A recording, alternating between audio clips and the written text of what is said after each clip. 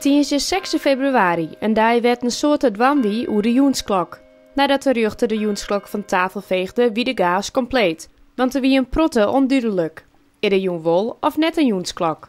Toen alles nog onzeker wie, zeggen wij in Dokkum en Burgum.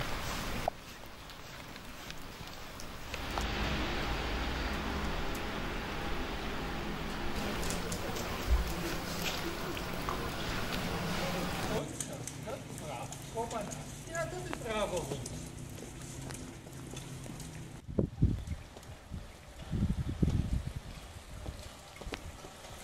Vlak voor Jochenen had het gerechtshof besloten dat onte bij de inhoudelijke behandeling van het hege beroep op onkomende vreed de joensklok blijven moet.